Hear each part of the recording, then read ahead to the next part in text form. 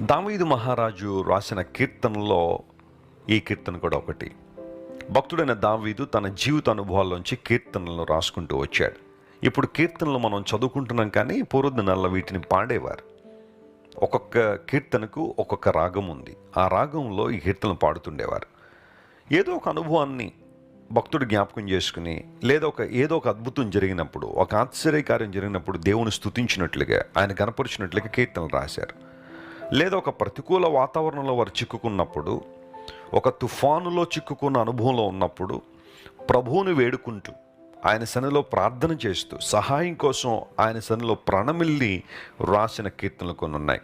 ఈ 31 కీర్తన 4వ వచనాన్ని జాగ్రత్తగా మనం పరిశీలన చేస్తే, నా ఆశ్రయ దుర్గము నీవే అన్నాడు. అసలు ఈ కీర్తన ప్రారంభం కూడా చాలా బాగుంటుంది. ప్రభువా, నేను నీ శరణుజొచ్చి ఉన్నానో, నన్ను సిగ్గుపడనీయకము అనే మాటతో ఈ కీర్తన ప్రారంభించాడు. ఇంగ్లీష్లో ఏముంటుందంటే, in you I put my trust అని ఉంటుంది. నా నమ్మకం నీ మీద ఉంచాను, నా విశ్వాసం నీ మీద ఉంది ప్రభువా.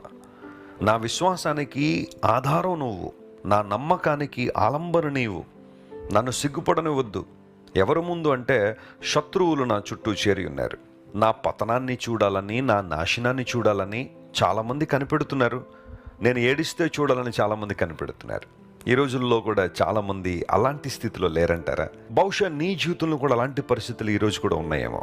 నీ శత్రువులందరూ నీ చుట్టూ చేరి, నువ్వెప్పుడు పడిపోతావా, నువ్వెప్పుడు నష్టపోతావా, నువ్వెప్పుడు ఇబ్బందుల్లోకి వెళ్ళిపోతావా అని కనిపెట్టేవాళ్ళు చాలామంది ఉంటారు. ఆ కారణాన్ని బట్టి దేవుని సేవకుడు ఏమంటాడంటే, నీకు ఎప్పుడైనా ప్రతికూలత వస్తే, నష్టం కానీ లేదా ఏదైనా సమస్య వస్తే ప్రజలతో చెప్పుకోవడానికి ఇష్టపడద్దు. ఎందుకంటే చాలామంది నీ సమస్యను చూసి సంతోషిస్తారట, ఆనందపడతారు. నువ్వు కష్టాల్లో ఉండడం చూసి సంతోషించే వాళ్ళు చాలామంది ఉంటారు. నువ్వు చెప్పే ఆ మాట, నాకు ఇబ్బందులు ఉన్నాయని నువ్వు చెప్పే ఆ మాట వాళ్ళకి చాలా ఆనందాన్ని ఇస్తుంది, సంతోషాన్ని ఇస్తుంది.